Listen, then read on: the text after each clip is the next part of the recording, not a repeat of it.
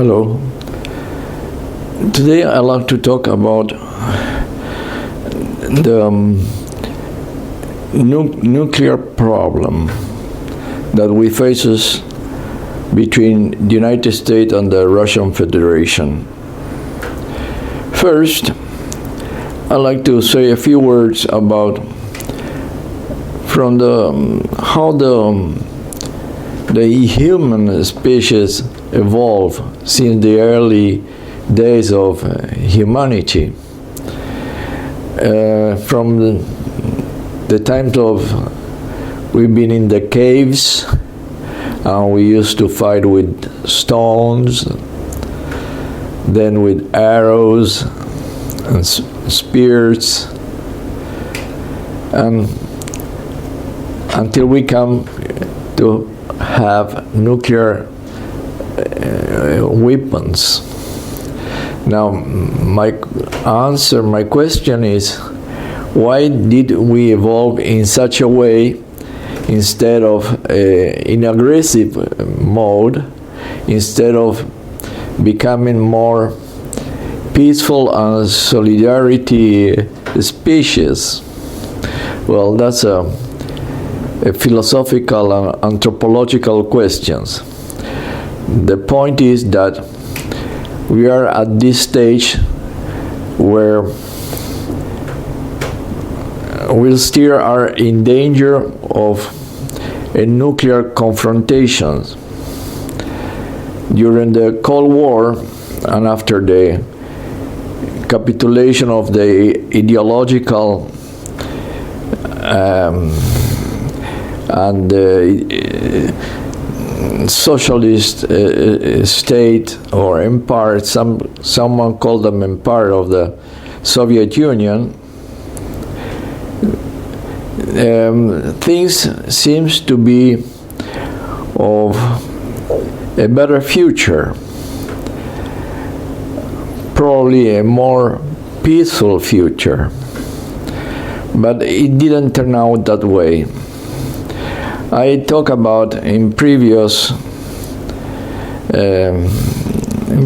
talk I did about the misunderstanding or misconception of the former Soviet people about the possibilities of have a peaceful coexistence with the West, especially with the United States, but it didn't materialize. So the United States, when it was the only remaining superpower, wanted to go on being the superpower and don't allow any challenge to its power and its empire. And this is the present situation. But the Russian Federation didn't go along with this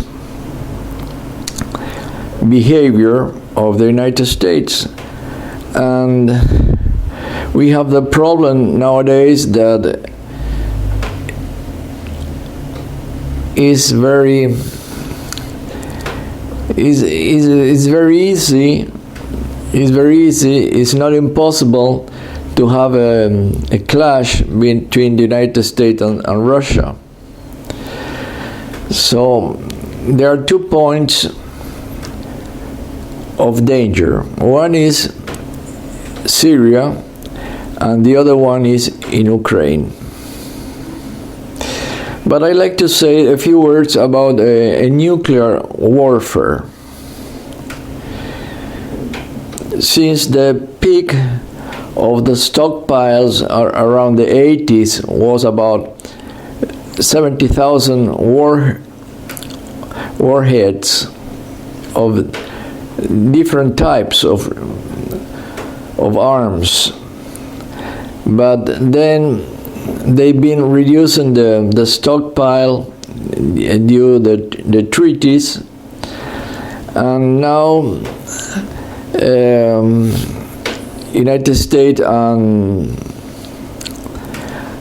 and Russia are linked by the new SALT treaty that was implemented in the 2010.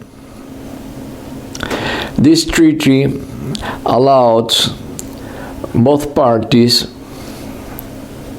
more or less to have around 2,500 nuclear weapons.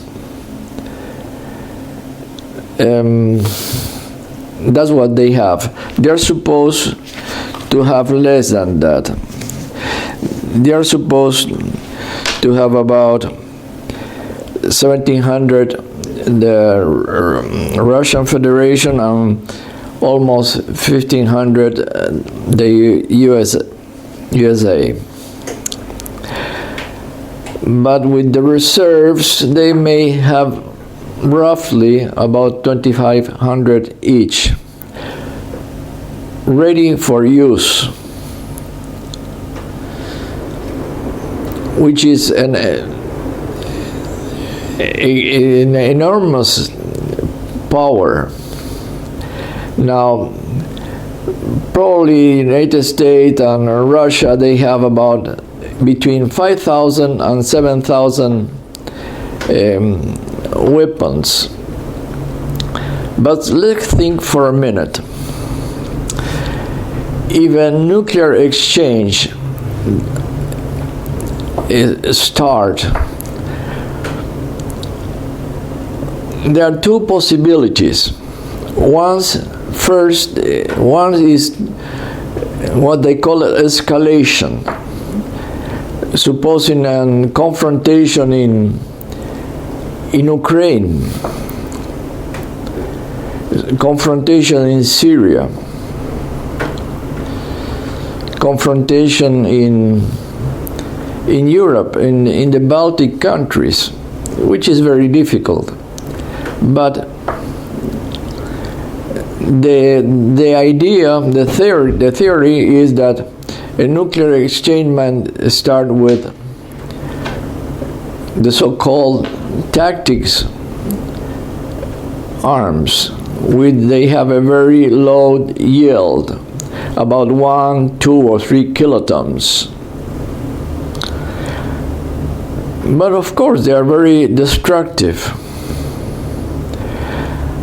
And the other theory is that they go with the full power they have available, and they may try to do it in 2 times. The first wave might be count against the forces. They call it counter forces. So try to destroy all the silos, all the launching places. But the problem is with the submarines, because the submarines are very difficult to detect. Today, almost impossible with the technology available. And the second wave is against, they call it counter value. That's an euphemism to say that they're going to destroy the cities. And of course there are so many other targets.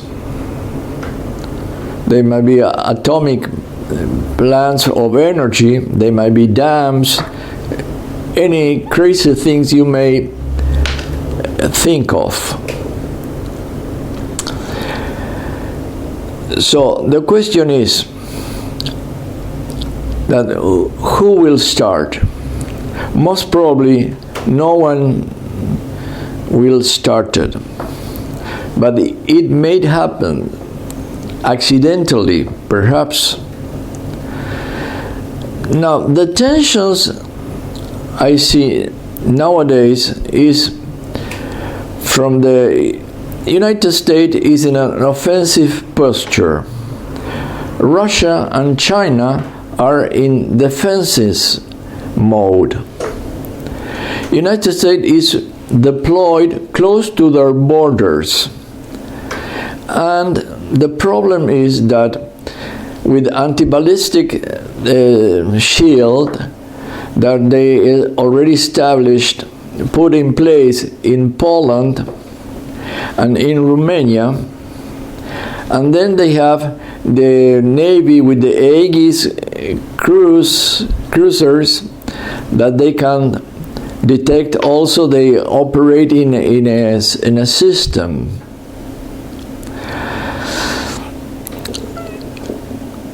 The problem for Russia is that if they have those places that eventually might act as a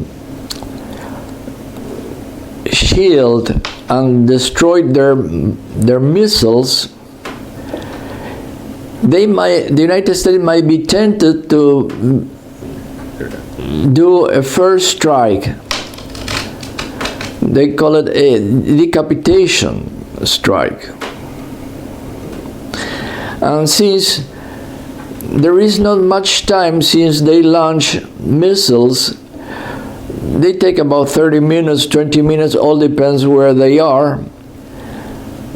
They have a range, the intercontinental ballistics, from land about 16,000 kilometers, and from sea about 12,000 kilometers. But they might be closer to that, and especially if they start a nuclear attack from Europe, which they can do it. So that's the worrisome, more than worrisome problem that we faces nowadays. The other strategy, always thinking about Russia, is that with the NATO, which is NATO, of course, is directed and dominated by the United States, no doubt, but they are deploying and doing exercises all over the boundaries of Russia, and they got closer and closer. So the problem is today is not they are very close, is that if they launch an attack, the defense of Russia is just a few minutes away. So Russia, although they've been saying many times that they will act, well, so far didn't. They have missiles in Kaliningrad, which are the Iskander. They have a range of 500 kilometers.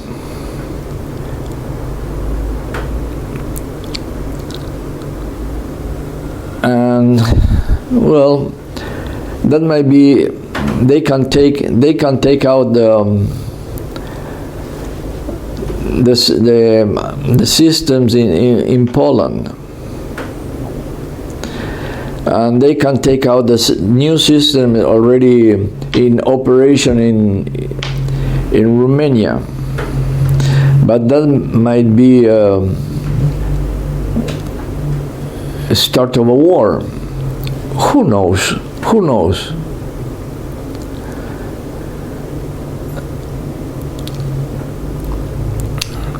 The other strategy that the United States is using is against China with the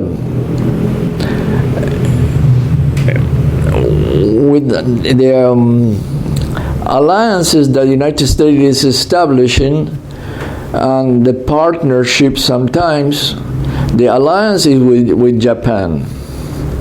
The partnership, they call it partnership, association, dialogues with Vietnam. Lately, the President Obama lifted the embargo of weapons to Vietnam. Vietnam, by the way, in their history, in all their history, they fought close to 18 wars with China. It's a long history. So they don't trust each other's. So in general, in Asia, in Europe, all over the world, people, the nations, the states, whatever, the clans, the tribes, they usually don't trust their neighbors because they've always been fighting most of the time during their history, So, United States is applying that doctrine, that strategy is divide and conquer. So, to have China with many not unfriendly nations, in a sense, because they have the problem of the China Sea, and every country is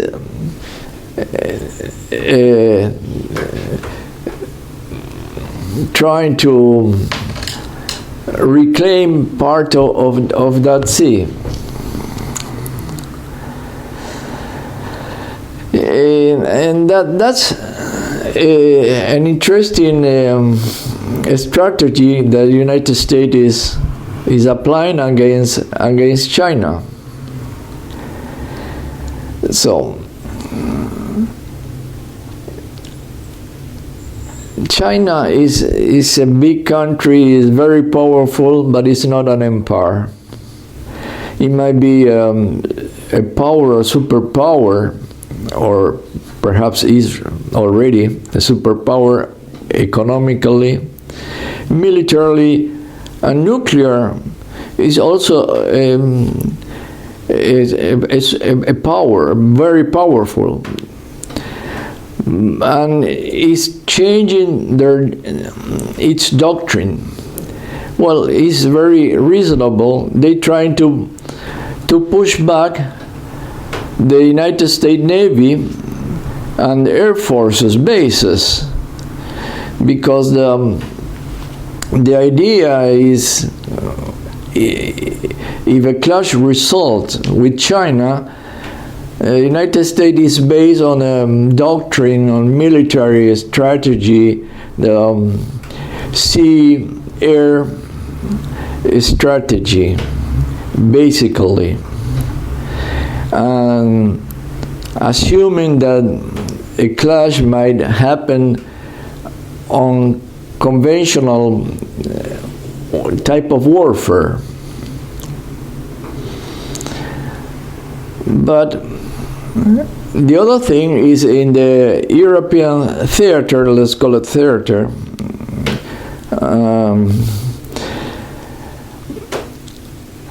the United States is relying on their client states under the NATO command, which is increasingly hostile to Russia.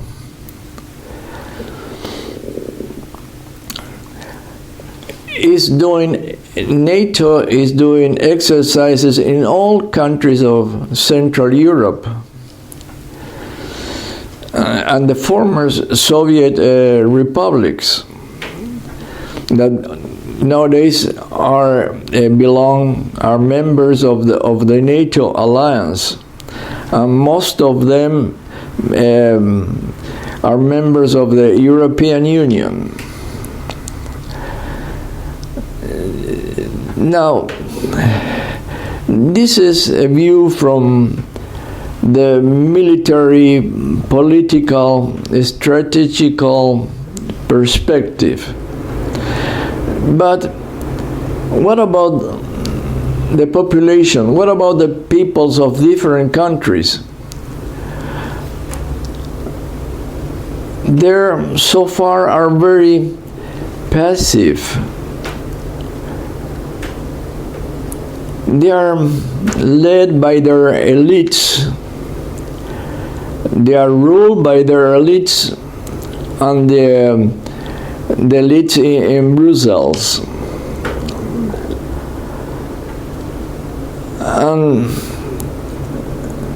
my question is, will this situation remain like this for a long time? Now, the troubles, the political troubles that Europe faces, the spectrum of the political spectrum is going into the right. Political rightist parties. And we have soon the English a referendum about the Brexit, they call it, whether they will remain or not in the European Union. We have the problem of Greece, probably in Italy, in Spain, in France nowadays, and on top of this, the migration from people mostly from Syria, which is a problem that was started by the United States and its vassal countries in Europe, and it still is going on. Same thing happened with Libya, and there are immigrants coming from as far as Afghanistan, which is a big human drama.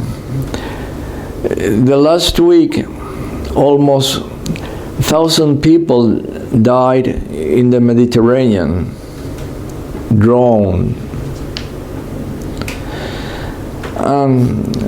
What it calls my attention is that although we see the lines in the newspapers and in the television and things like that, but there's not much action.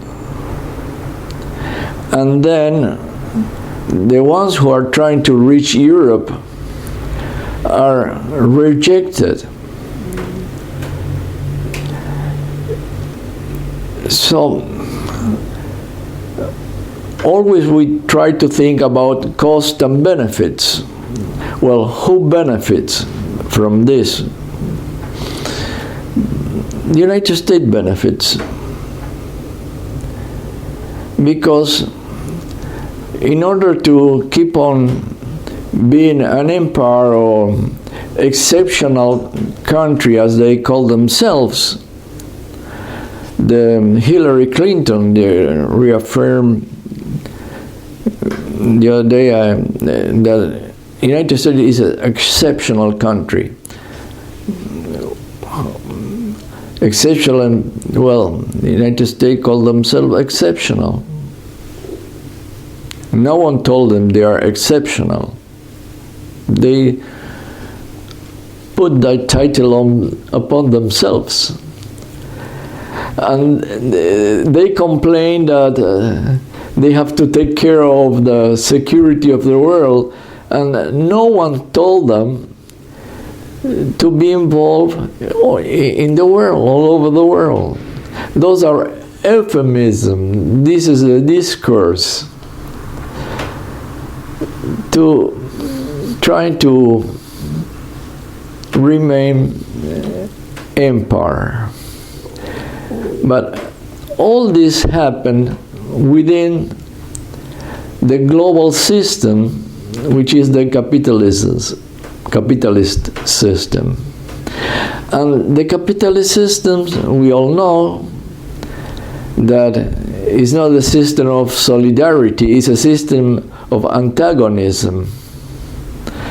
And this system produced the First World War, produced the Second World War, and the third, which was the Cold War, was won by the United States against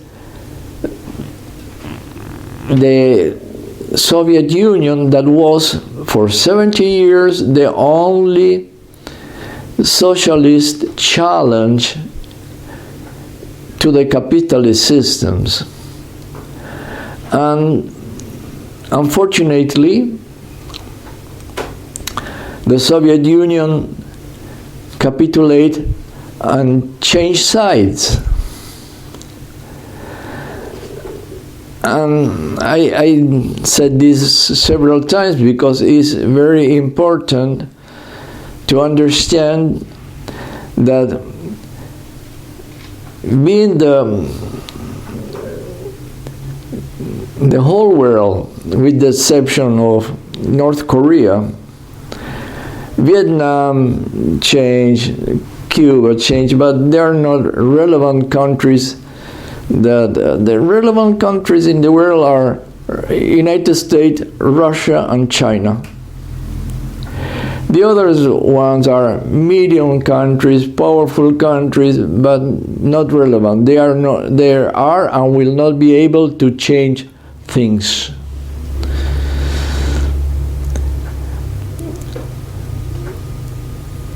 So we are living in these problems. The South China Sea is so complex. It's just like the Balkans in the First World War. Very similar. It's so complex, and there are so many entities, ones against other, ethnies, countries, whatever.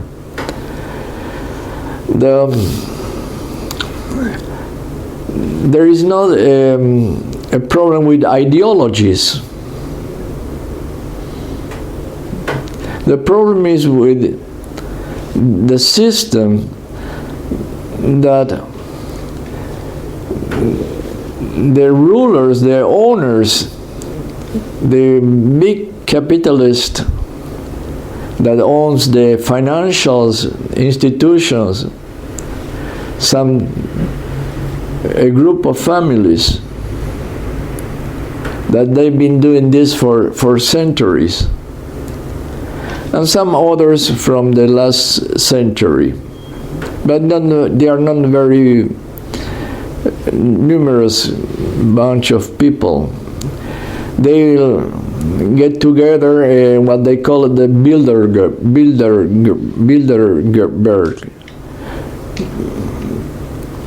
In June they will get in together each year, and they decide. Most probably they will decide who will be the next president of the United States, if not already decided, which is Hillary Clinton, of course.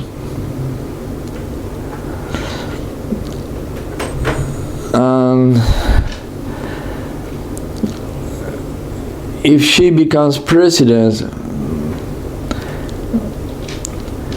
the world may be more dangerous than it is today, because she is very aggressive personality. And what may happen? There are two possibilities. First, that Russia capitulate once again. And for this to happen, which is a possibility, because it's a fragile capitalist country,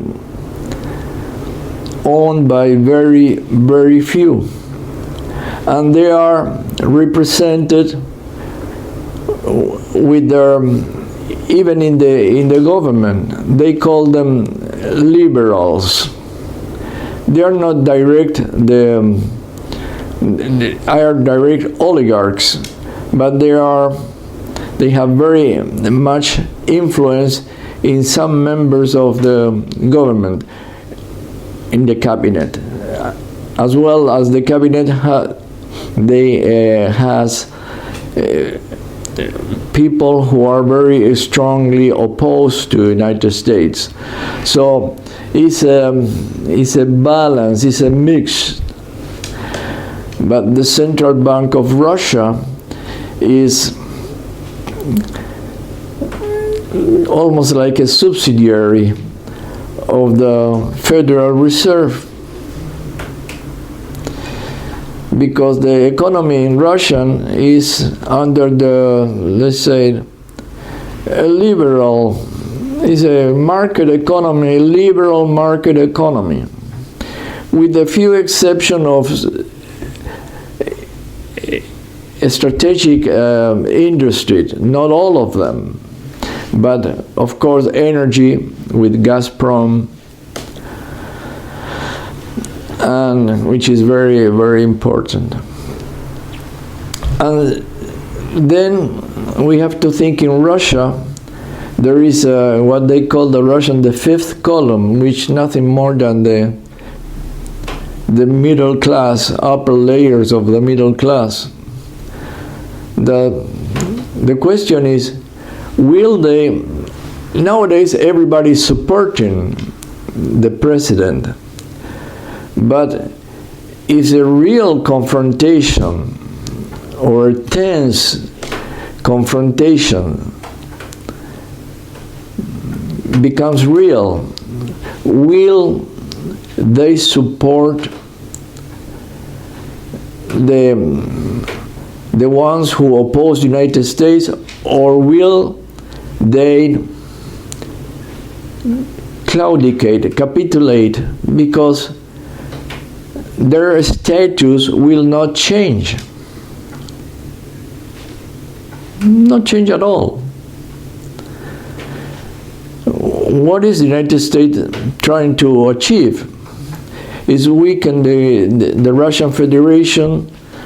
They may have a change of government, like they did in other places, or they themselves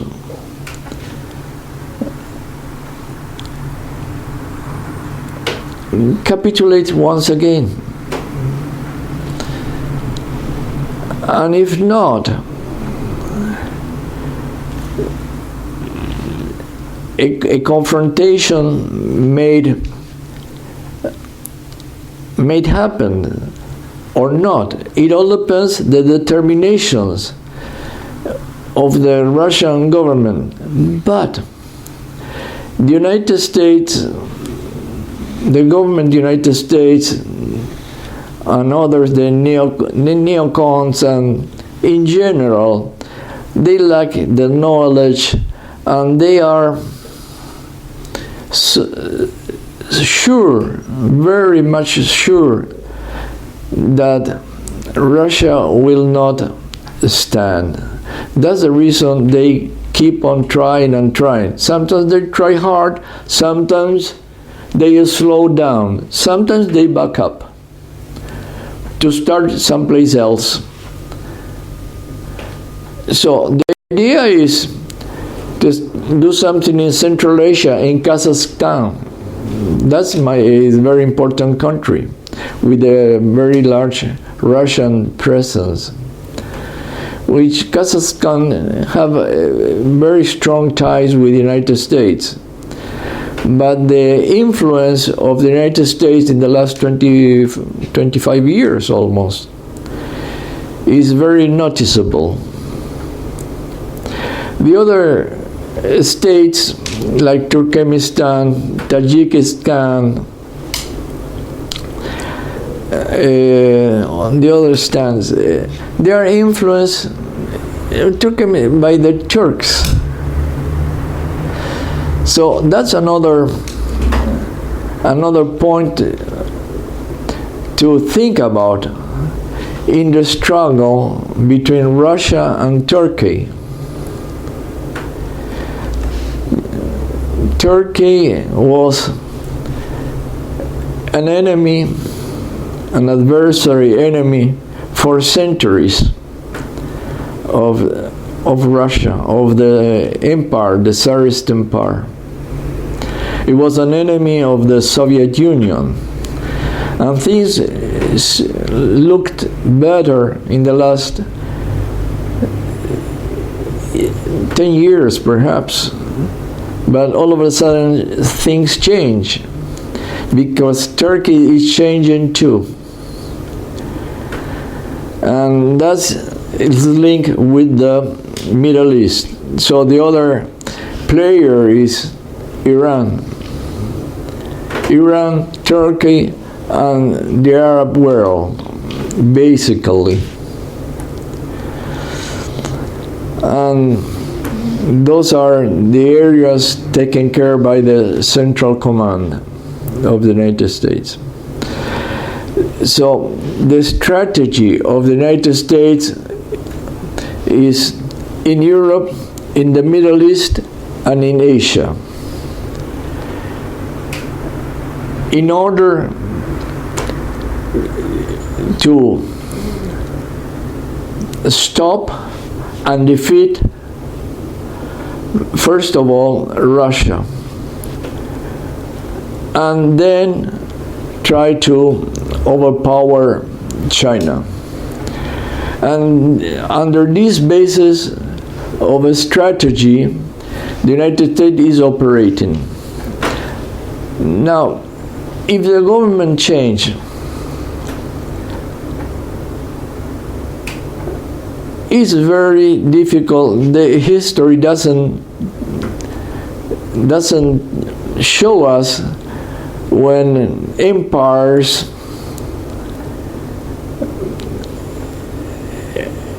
by themselves, by their own free will, dissolve or reduce their power. They only do it under the external circumstances. So far, the United States is very powerful, although it has domestic problems. But let's think that the other countries of the world, they have domestic problems as well, and they are not much powerful. Let's think about Japan. Japan is strong, although they have some problems lately, economical problems, but it's the third economy of the world. The second is China, and the first is the USA. And then you have Germany, England, France, some European countries.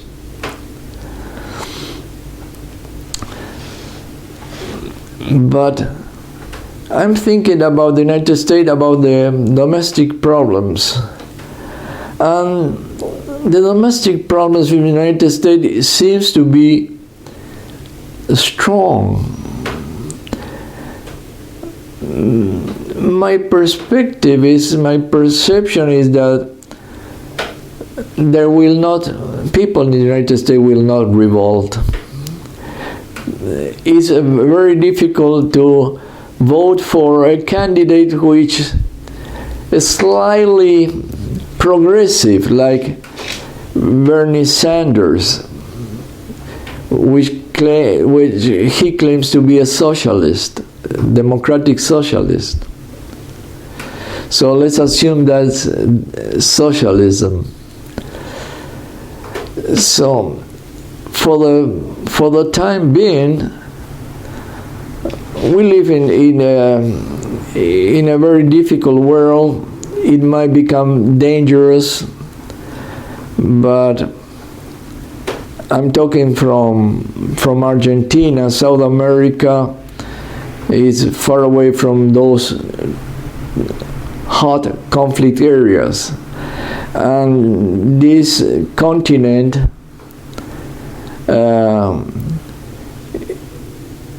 we have some, they call progressive governments, but they are reversing, of course, with the help of the United States, but also with the dominant minorities, like in Brazil. They did a coup legally, but illegitimate. Is not legitimate. The same thing they did it in Paraguay, they did it in Honduras. But the United States cannot do it by itself unless they invade the country. But they do it with the ruling minorities. They didn't need to do it in Argentina. The present government won elections. So they vote for a billionaire or millionaire or whatever from the right. They always try to be populist and talk about morality and democracy and those security, all those things. Will never change those problems, because what we'll see domestically or societies in last century, the struggle or the class struggle was from the workers up to the capitalist class. But now in the last 20 years, and it started in the last 20 years of the last century, with the Reaganomics, with President Reagan, and before him, the struggle was from the top to the working classes to take out all the advantage that they already had from the decades after the Second World War. And they've been successful. And I can go on talking about this, but I think that for today it is enough. Thank you.